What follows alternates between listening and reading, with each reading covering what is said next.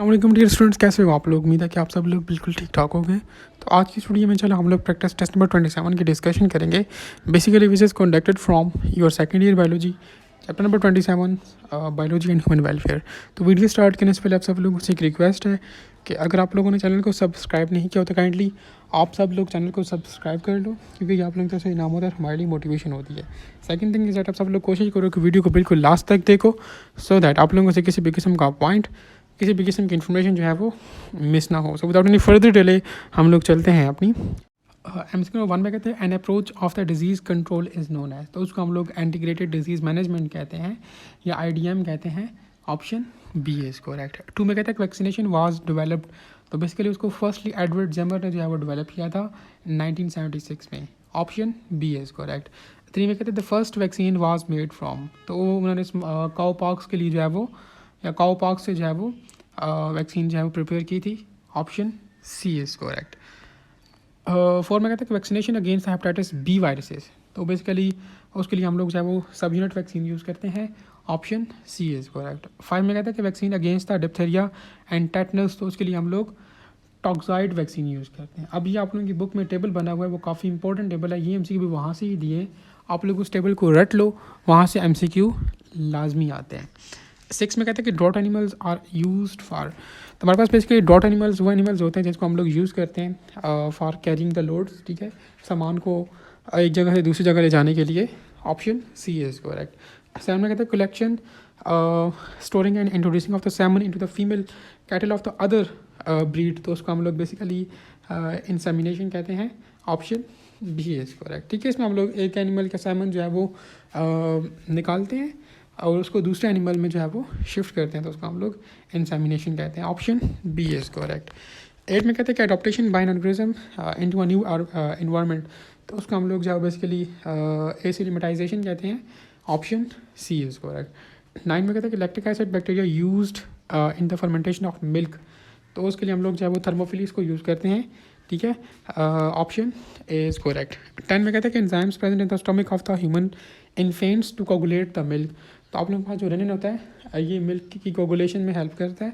Option C is correct. 11 में कहता है कि liquid prepared from the fermentation of maltose by yeast, तो जब हम लोग माल्टोज की फर्मेंटेशन करते हैं, ठीक है, यीस्ट के साथ, तो उसके रिजल्ट में हमारे पास एक लिक्विड प्रिपेयर होता है। उस लिक्विड को हम लोग क्या कहते हैं, बियर कहते हैं। ठीक है, ऑप्शन ए इज़ करेक्ट। 12 में कहते हैं cloned baby Dolly was identical to the parents that, तो जिसने जो है वो उसको डोनेट किया था रिप्रोडक्टिव सेल्स, तो बिल्कुल उसी के सिमिलर थी। Option B is correct. 13 में कहते हैं cross between the dissimilar individuals to bring together their best characteristic, तो उसको हम लोग बेसिकली हाइब्रिडाइजेशन कहते हैं। ये वही हाइब्रिडाइजेशन है जो आप लोगों ने केमिस्ट्री में पढ़ा था, वहाँ पे हम लोग ऑर्बिटल्स को मिक्स करते हैं। यहाँ पर हम लोग क्या करते हैं कि इसको मिक्स करते हैं या क्रॉस करवाते हैं ऑर्गेनिजम्स को, ठीक है, डिसिमिलर ऑर्गेनिजम्स को वो करवाते हैं, तो उसको हम लोग हाइब्रिडाइजेशन कहते हैं। Option B is correct.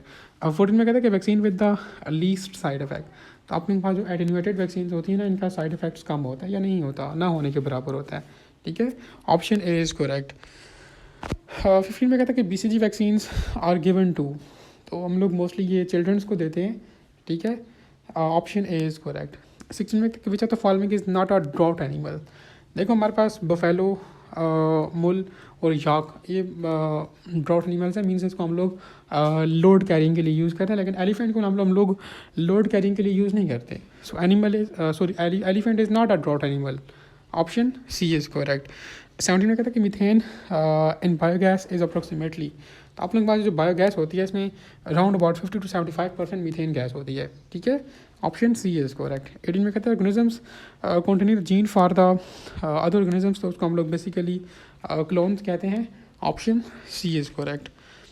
19 में कहता है कि बैक्टीरियाज स्टोर, तो हमारे पास जो बैक्टीरिया होता है ये केमिकल एनर्जी स्टोर करती हैं। ठीक है, ऑप्शन बी इज़ करेक्ट। 20 में कहता है live attenuated vaccines treats all except, तो लाइव एटेन्यूएटेड वैक्सीन्स हम लोग यूज़ करते हैं मम्प्स के लिए, रेबुला के लिए, येलो फीवर के लिए, लेकिन उसको हम लोग जो है वो बेबूनेक प्लिक के लिए यूज़ नहीं करते। अब ये आप लोगों से मेरा क्वेश्चन है कि हम लोग बेबूनेक प्लिक के लिए कौन सी वैक्सीन यूज़ करते हैं, ये आप लोग मुझे कमेंट सेक्शन के अंदर बताओगे। 21 में कहता है कि सब यूनिट वैक्सीन इंक्लूड्स, तो देखो हमारे पास ये जो सब यूनिट वैक्सीन होती है ना, इसमें एंटीजन्स होते हैं, ठीक है, जिनको हम लोग एपिटोप्स भी कहते हैं। Option D is correct. 22 में कहते हैं कि सब unit vaccine is used for, तो हम लोग सब यूनिट वैक्सीन को यूज़ करते हैं अगेंस्ट हेपेटाइटिस बी। ठीक है, ये चीज़ हम लोगों ने ऑलरेडी डिस्कस भी की थी। So option C is correct. 23 में कहते हैं कि process of an individual organisms adjusting to a gradual change in its environment, तो उसको हम लोग एसेलिमेटाइजेशन कहते हैं। Option A is correct. 24 में कहते हैं to cross the individuals with its parental kind, तो उसको हम लोग क्या कहते हैं, बैक क्रॉस। ठीक है, लाइक कोई इंडिविजुअल जो है वो प्रोड्यूस हो जाता है, उसको हम लोग अगर दोबारा से मेटिंग करवाएं या क्रॉस करवाएं उसके किसी एक पेरेंट के साथ, तो उसका हम लोग बैक क्रॉस कहते हैं। Option B is correct. 25 में कहते हैं कि which of the following bacteria which one of the following bacteria are use to produce the biogas, तो बायोगैस को की प्रोडक्शन के लिए हम लोग जो बैक्टीरिया यूज़ करते हैं उसको मेथेनोजन कहते हैं। ठीक है, ये मीथेन गैस प्रोड्यूस करता है आगे जाकर। Option A is correct. 26 में कहता है study of the proper utilisation of the economically important domesticated animals, तो उसको हम लोग क्या कहते हैं, लाइफ स्टॉक मैनेजमेंट कहते हैं। Option A is correct.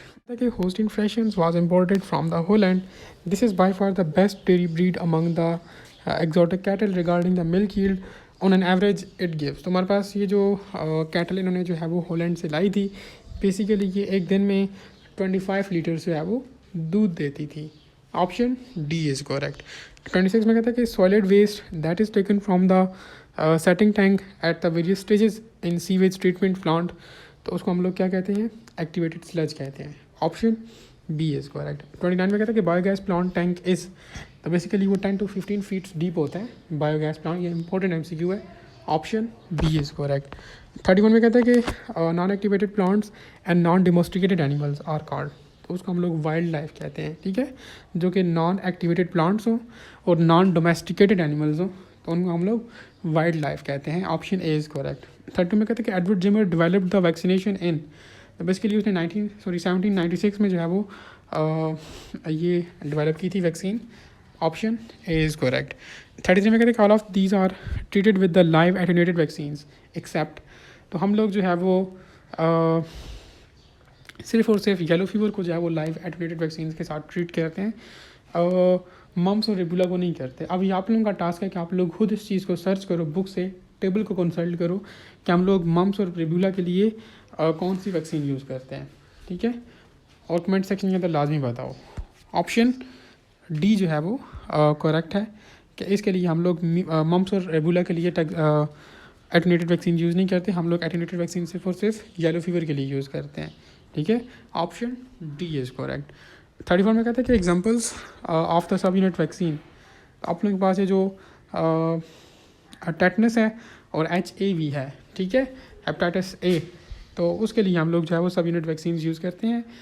So option D is correct. 35 में कहते हैं कि BCG is administered at the age of, तो ये चीज़ तो हमें पता है कि हम लोग जो है वो ये मीन्स बच्चों को देते हैं, चिल्ड्रंस के लिए होती है, तो ये 5 साल के बच्चों तक हम लोग ये BCG वैक्सीन जो है वो मोस्ट कॉमनली यूज़ कर रहे होते हैं। Option D is correct. 36 में कहता है कि percentage of fat in milk, तो राउंड अबाउट हमारे पास जो मिल्क होता है ना, इसमें कॉमनली या नॉर्मली हमारे पास जो है वो 9% जो है वो फैट प्रेजेंट होता है। Option A is correct. 37 में कहता है कि most common breed of Pakistan, तो हमारे पास जो नीली रावी है, it is the most common breed of Pakistan. Option B is correct.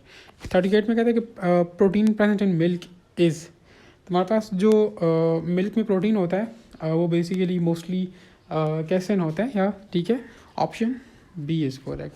39 में कहता है कि which of the following is used as a biological alternative to pesticides, तो हम लोग मोस्टली बैसिलस थर्मोजेनेसिस या एग्रोबैक्टीरियम, इन दोनों को यूज़ कर रहे होते हैं। ठीक है, as an alternative to pesticides. Option C is correct both. 40 में कहता है कि which of the following produced from the fermentation of grapes, तो जब हम लोग ग्रेप्स की फर्मेंटेशन करते हैं तो एज अ रिजल्ट हमारे पास बियर और वाइन दोनों प्रोड्यूस होते हैं। Option C is correct. So ये था आप लोगों के पास बायोलॉजी का जो है वो practice test number 27 from your chapter number 27 biology and human welfare. उम्मीद है कि आप लोगों ने काफ़ी कुछ सीखा होगा। अब यहाँ पे आप लोगों का बायोलॉजी का पोर्शन कंप्लीट हो जाता है, ठीक हो गया। इसके बाद हम लोग इंशाल्लाह बहुत जल्द जो है वो केमिस्ट्री का जो है वो प्रैक्टिस टेस्ट स्टार्ट करेंगे। ठीक है, सो आप लोग उसके लिए भी जो है वो रेडी रहें। Thank you.